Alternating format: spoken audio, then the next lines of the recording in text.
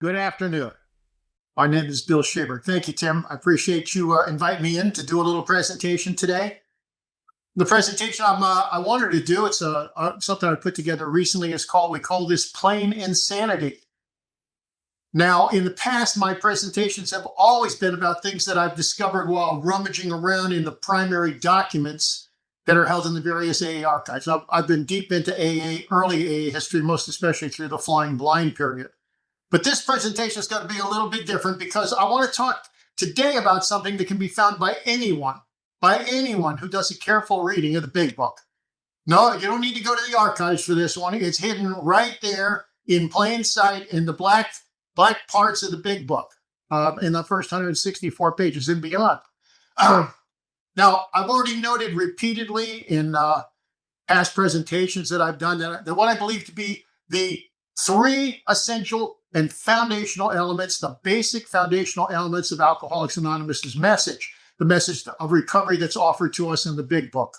Number one of three, if you are a real alcoholic, Bill Wilson says, you have no mental defense against the first drink. Now, this is Wilson's brilliant, in my opinion, his genius moment, his brilliant diagnosis of the alcoholic's problem. No mental defense against the first drink. And right out of More About Alcoholism, the alcoholic at certain times has no effective mental defense against the first drink. Number two, but you have no mental defense, but if you get yourself a vital spiritual experience, it can stand between you and that first drink. And this is the first part of AA's offered solution to the alcoholic's problem. Alcoholism is an illness which only a spiritual experience can conquer, right out of We Agnostics. The third part is, and if knowing that you have no defense against the first drink, you got that, and you got yourself a vital spiritual experience, but those two things aren't working for you at the moment. I always think about Bill Wilson pacing the floor at the Mayflower Hotel at this point. He knows he doesn't have any defense against the first drink, and he knows that this vital spiritual experience, this white light experience he had in Towns Hospital, is really what's carried him through the last 5 months. But it doesn't seem to be working to him at the moment. So working with others, alcoholics, it works when other activities fail. When that knowledge fails and that your experience with the spiritual fails, working with another alcoholic, it works when other activities fail. And in his own Bill story, he said, I soon found that when all other measures fail, those first two things aren't working for you today, work with another alcoholic always saves the day. And this is the second part of AA's offered solution to the alcoholic's problem. Today, I want to focus on Bill Wilson's brilliant diagnosis that the main problem of the alcoholic centers in his mind. In other words, it's the insanity of picking up the first drink. That's the problem here. Now, Wilson claims that this is the very heart and the very soul of the real alcoholic's problem. This supposedly sane person, despite all past failures and promises, still picks up the first drink. And Bill calls this plain insanity. Literal quote out of the big book, plain, what else can we call this but plain insanity? This AA truth is firmly encapsulated in our second step, which says, came to believe that a power greater than ourselves could restore us to sanity. Sanity. Given Bill's brilliant diagnosis that the real alcoholic's problem is the insanity of picking up the first drink, I got to ask, why do so many people in AA, both newcomers and old-timers, listen, and I got to tell you, when I listen at meetings, at step meetings, I often think it's the majority of AA members. Why do so many people in AA think that the second step is about the insane and crazy things we did when we were drinking? That's not what the second step is about, folks. Step two is not about the trouble we got into when we were drinking. It's about the insanity that comes just before we start drinking. It's before we start drinking. That's the insanity we're talking about when we have absolutely no booze in our body and we pick up the first drink. Step two, confidently assures us that we can be restored to the state of comfortable sanity, a state in which we will never again succumb to the insane idea that this time it's going to be different when I pick up that first drink. This understanding of step 2 should be obvious to anyone who notes that the 77, I count 77 references to the insanity of picking up the first drink that can be found over and over and over and over again in our big book. Now we can argue about how many there are, but believe me, there's a boatload of them. Now, I don't mean to intentionally bore you, but in support of the point that I just made, that there's 77 of these references throughout the big book, let's look at the big book's many references to the insanity of picking up the first drink. The foreword to the first edition says, "We of Alcoholics Anonymous are more than 100 men and women who have recovered from a seemingly hopeless state of mind." That's that insanity thing. We're going to hear a lot more about that. The doctor's opinion, he says, in this statement, the doctor confirms what we who have suffered alcoholic torture must believe, that the body of the alcoholic is quite as abnormal as his mind. These men who were not drinking to escape, they were drinking to overcome a craving beyond their mental control. Again, the doctor's opinion. Bill's story, he says, "Soon afterwards, I came home drunk. There had been no fight. Where had been my high resolve? I simply didn't know. It hadn't even come to mind. Someone had pushed a drink my way and I'd taken it. Was I crazy? Was I crazy? I began to wonder with such an appalling lack of perspective near being just that." Again, in Bill's story, "Best of all, I met a kind doctor who explained that though certainly selfish and foolish, I had been seriously ill both bodily and mentally. Then came that insidious insanity of that first drink. And on Armistice Day 1934, I was off again." Again, from Bill's story, rumor had it that he had been committed for alcoholic insanity. And then in their solution, there's a whole bunch of stuff in here.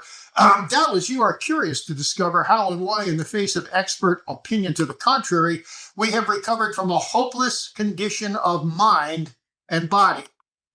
And again, then we have a certain type of hard drinker. He may have the habit badly enough to gradually impair him physically and mentally.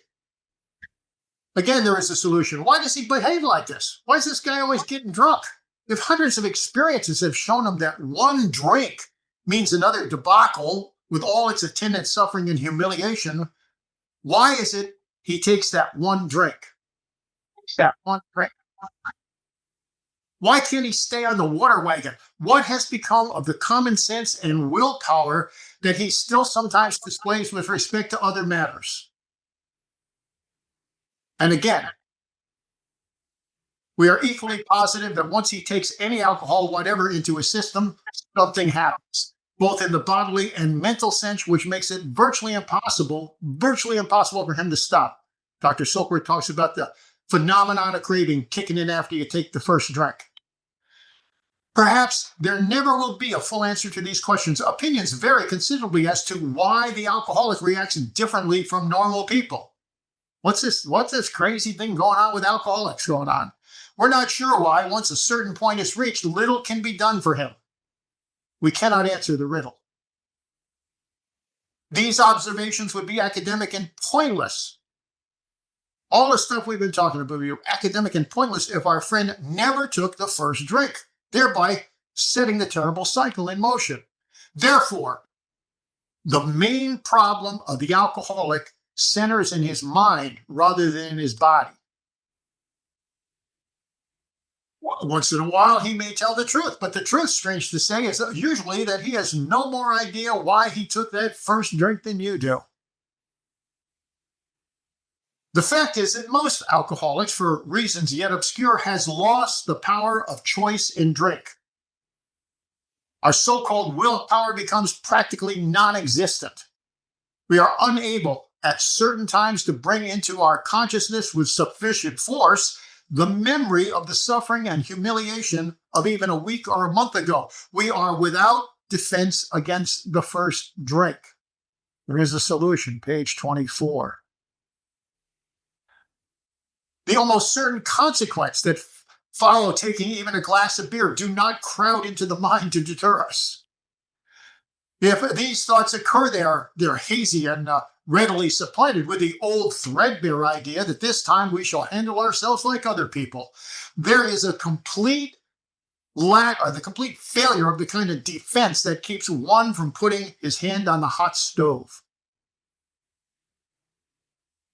When this sort of thinking is fully established in an individual, this crazy thinking with alcoholic tendencies, he has probably placed himself beyond human aid and, unless locked up, may die or go permanently insane.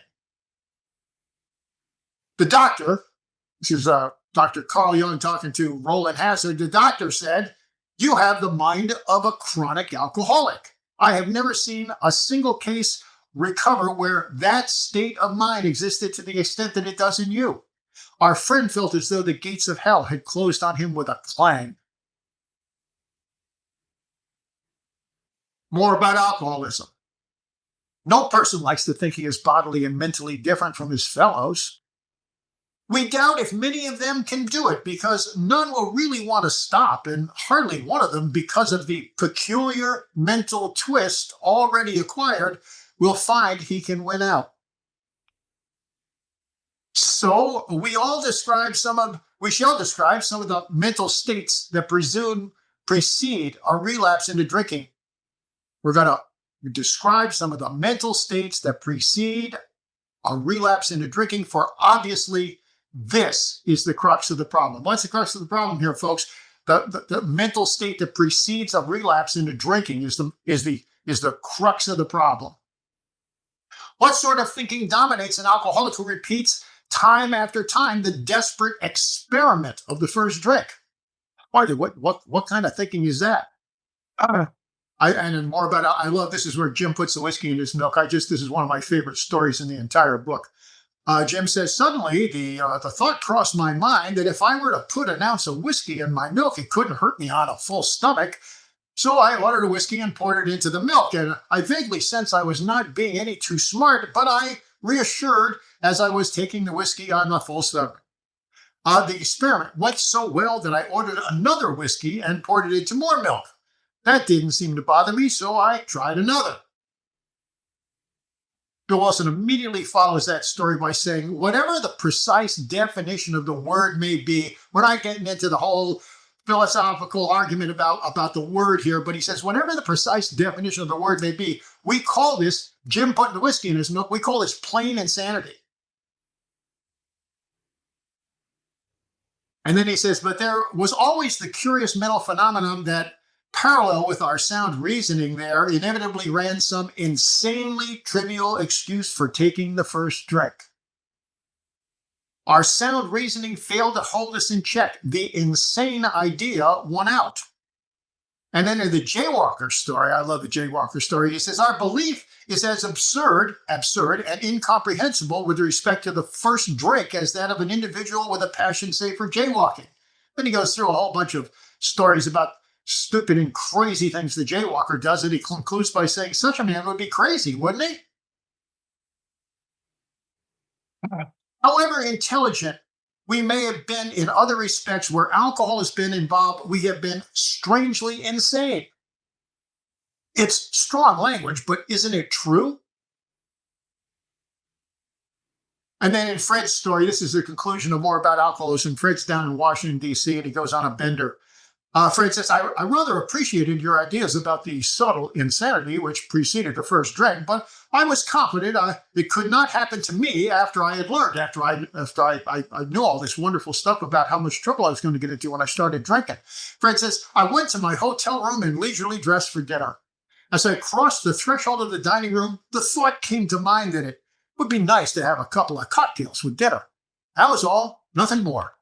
As soon as I regained my ability to think, I went carefully over that evening in Washington, the one that preceded he comes back home to New York City and he's lost with a cabbie someplace all over the 3, 4, 5 boroughs for a week. Not only had I been off guard, I had made no fight whatever against the first drink. This time, I had not thought of the consequences at all. I had commenced to drink as carelessly as though the cocktails were ginger ale. I now remembered what my alcoholic friends had told me that time they visited me in the hospital a few weeks ago, how they prophesied that if I had an alcoholic mind, the time and place would come where I would drink again.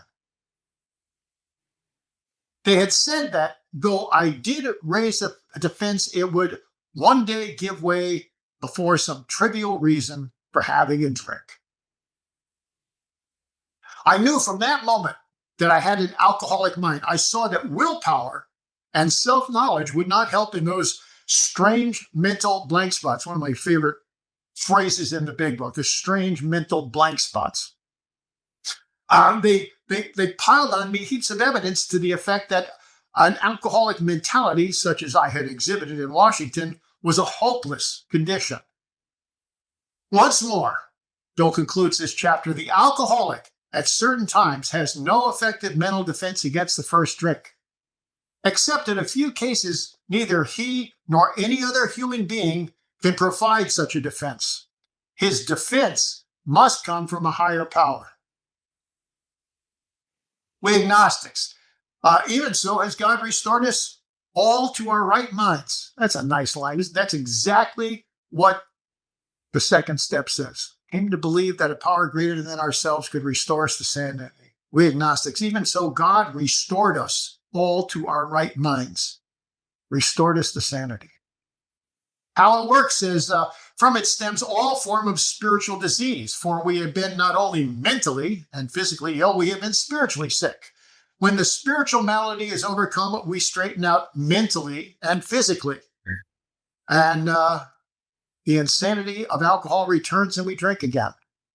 Working with others, show him the mental twist. This is the instructions on working with the newcomer. Show him the mental twist which leads to the first drink of a spree. We suggest you do this as we have done in the chapter on alcoholism, more about alcoholism, which is all about that strange mental twist before you pick up the first drink. If he is an alcoholic, he will understand you at once. He will match your mental inconsistencies with some of his own. Show him from your own experience that how the queer mental condition surrounding that first drink, isn't that great? The queer mental condition surrounding the first drink prevents normal functioning of the willpower. Talk about the condition of body and mind, which accompany it.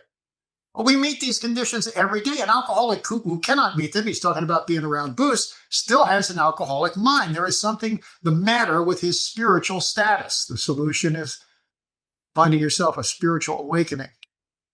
To wives says, in a weak moment, your husband may take your dislike of his high-stepping friends as one of those insanely trivial excuses to drink. The family afterwards, a body badly burned by alcohol, does not often recover overnight, nor do twisted thinking and depression vanish in a twinkling. We are convinced that a spiritual mode of living is a most powerful health restorative. We, who have recovered from serious drinking, are miracles of mental health. We have been restored to sanity. And employers, Hank wrote, employers and Parkers, but these scrapes can generally be charged, no matter how bad, to the abnormal action of alcohol on his mind. You now know more about alcoholism. You can see that it is mentally and physically, that he is mentally and physically sick. A vision for you, fear gripped him. He was on thin ice. Again, it was the old insidious insanity, that first drink. The man in the bed was told of, this is Dr. Bob and Bill visiting number 3, the man in the bed was told of the acute poisoning from which he suffered, how it deteriorates the body of an alcoholic and warps his mind. There was much talk about the mental state preceding the first drink. Vision for You has some wonderful sections about going up and talking to Bill Dodson in the hospital in Akron, Ohio. And what are they doing? There's much talk to Bill Dodson about the mental state preceding the first drink. What you do is you tell him some stories about how crazy you've been in the past in relation to the first drink. And as quoted in a couple of quotes back, the guy's a real alcoholic. He's going to know exactly what you're talking about. He'll be able to offer stories of his own. And the first 164 pages aren't the only place where this idea of being insane appears in the first edition printing of the Big Book. In the original stories, several of them mention being insane or going insane and the insane asylum. And they're all related to this early AA awareness of the insanity of picking up the first drink. It's right in front of people's minds here that this is This is really, really, really the problem here, folks. Hank Parker's story, The Unbeliever, uses the word insane 7 times. Fitz Mayo uses it 4 times. Harold Sears uses it once. Popsy Mayer uses it once. Pat Cooper's story, The Lone Endeavor, uses the word 3 times, although we got to really note that that story wasn't really written by Pat Cooper. It was written by Hank Parker's secretary, Ruth Hawk, based on a whole bunch of information she had gotten from Pat Cooper, and most especially Pat Cooper's mother. That story only appeared in the first printing. Once they realized that Pat wasn't going to stay sober, they took the story out. So before Bill Wilson offered this brilliant, I think it's just one of his genius moments, again, brilliant diagnosis of the real alcoholic's problem, that you have no mental defense against the first drink, and it's just plain insanity for an alcoholic, once again, to pick up that first drink.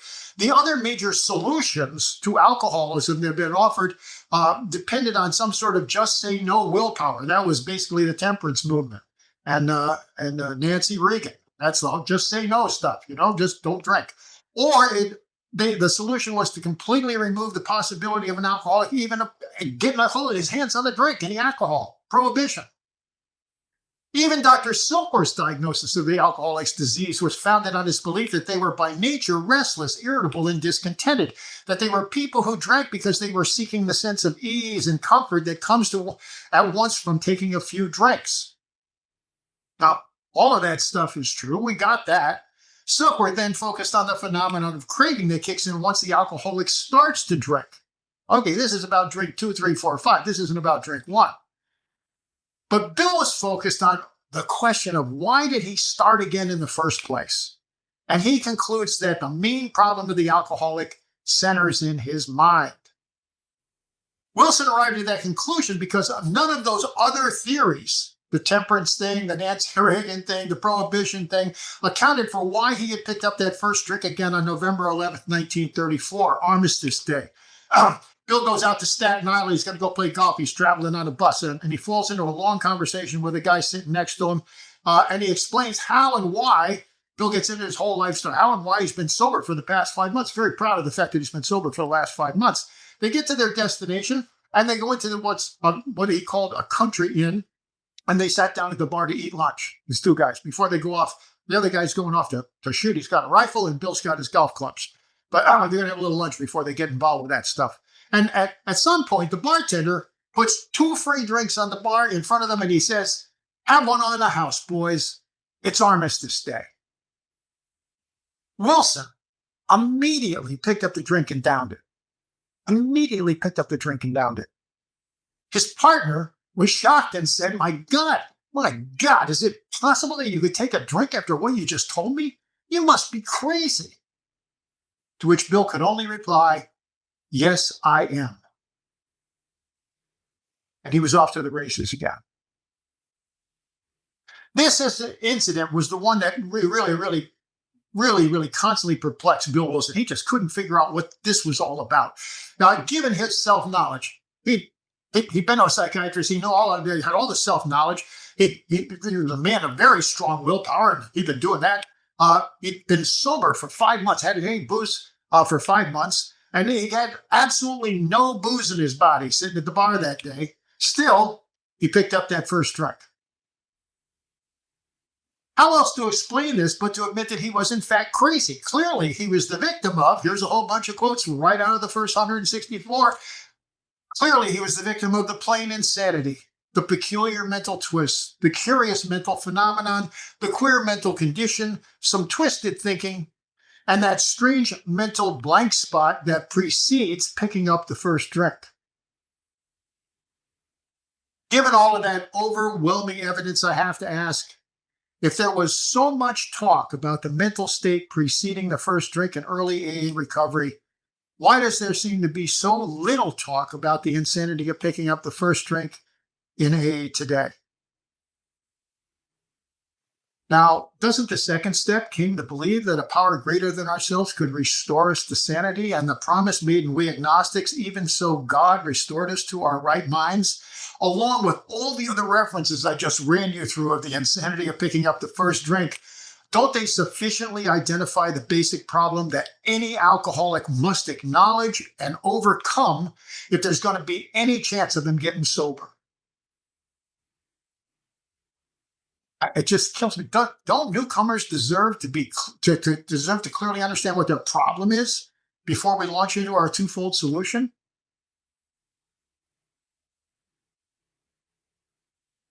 Now, I don't know how it works in your area. A is different all over the country, all over the country. But in my 40 plus years of sobriety, I've heard next to nothing about the insanity of picking up the first drink in our local meetings here in Southern Connecticut. Next to nothing. Attending any of our meetings on the second step, go to any one of the step meetings in my particular area, and you're guaranteed the second step conversation is guaranteed to generate nothing but shares that focus exclusively on the crazy and insane things people did while they were drinking. Oh, let me tell you, I can top that one. I got a better. This is even crazier than yours. Talk about being insane. I am quite frankly at a loss to understand this strange mental blank spot in our local program here, but perhaps one possible explanation for the current lack of emphasis on the insanity of picking up the first drink is the fact, shockingly to me, that the fact that in his 1953 book, 12 Steps and 12 Tradition, Bill Wilson makes absolutely no mention, no explicit mention of the insanity of picking up the first drink. So I have no explanation why he left his brilliant diagnosis of the real alcoholic's problem out of the 12 and 12. And quite frankly, I find this glaring omission disturbing and mystifying. I must say I was shocked to discover that what I understood to be the first of the three essential and foundational elements of A's basic message of recovery offered to us in the big book had been completely left out of the 12 and 12. All I could find in the 12 and 12 were a few mentions of obsession and almost nothing about insanity and no direct mention of being powerless over that first drink. Zip. The very few places where this kind of insanity, quote unquote, because it wasn't really said explicitly, does appear in the 12 and 12 are limited to little more than offhanded drive-by mentions. Perhaps the closest the 12 and 12 comes to this kind. This can be found in the very first chapter. So here's a couple of first chapter quotes. It is truly awful to admit that glass in hand, we have warped minds into such an obsession of a destructive drinking that only an act of providence can remove it from us. We've already got the glass in hand. You're already drinking here, folks. Our sponsors declared that we were the victims of a mental obsession so subtly powerful that no amount of human willpower could break it. There was, they said, no such thing as the personal conquest of this compulsion by the unaided will. The tyrant alcohol wielded a double-edged sword over us. First, we were smitten by an insane urge that condemned us to go on drinking, and then by an allergy of the body that ensured we would ultimately destroy ourselves in the process. An insane urge to go on drinking. And then in chapter 2, we find, for you indeed are the practicing alcoholics who have any idea how irrational they are, or seeing their irrationality can bear to face it. Some will be willing to term themselves problem drinkers, but cannot endure the suggestion that they are in fact mentally ill. Oh, that's going in the right direction, Bill. They are abetted in this blindness by a world which does not understand the differences between sane drinking and alcoholism. Sanity is defined as soundness of mind. Restored us to sanity, restored us to soundness of mind, most especially in relation to picking up the first drink. Yet no alcoholic soberly analyzing his destructive behavior, whether the destruction fell on the dining room furniture or his own moral fiber, can claim soundness of mind for himself. This is followed by two later mentions of the first drink. Without necessarily taking the first drink, we often get quite far off the beam. You don't even have to take the first drink to get screwed up here. But again, we're not talking about you need to be paying attention to the insanity of picking up that first drink. Compared to this prospect, the $10,000 under consideration wasn't much, but like the alcoholic's first drink, it would, if taken, inevitably set up a disastrous chain reaction. To my mind, those 7, 12, and 12 quotes amount to nothing more than the most casual references to the insanity of picking up the first drink, which makes it extremely hard for anyone who only reads the 12 and 12 to understand that their fundamental problem as an alcoholic is that they are powerless and have absolutely no mental defense against the first drink.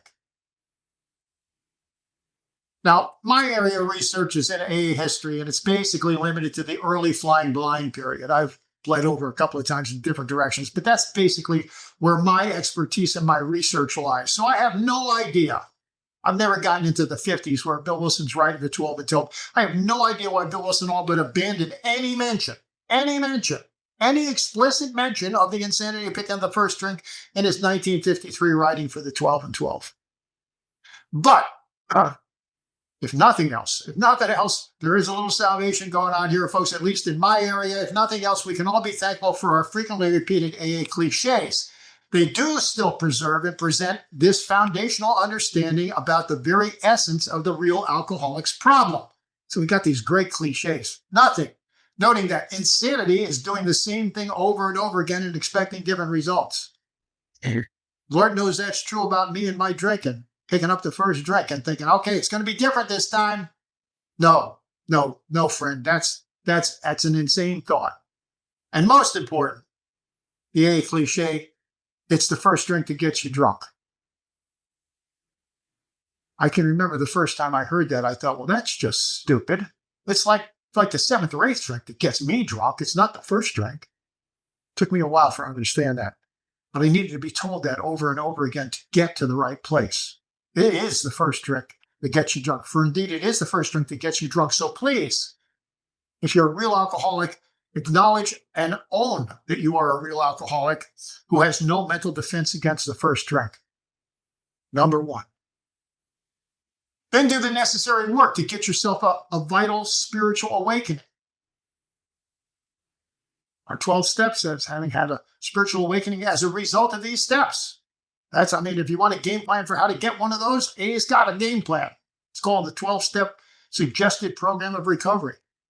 And finally, work with another alcoholic, sharing your knowledge of your basic common problem. You have no defense against the first drink, and your experience with the liberating spiritual solution found in Alcoholics Anonymous and the 12 steps. To my mind and to my experience, those three things are an almost foolproof recipe for success in Alcoholics Anonymous. So thank you.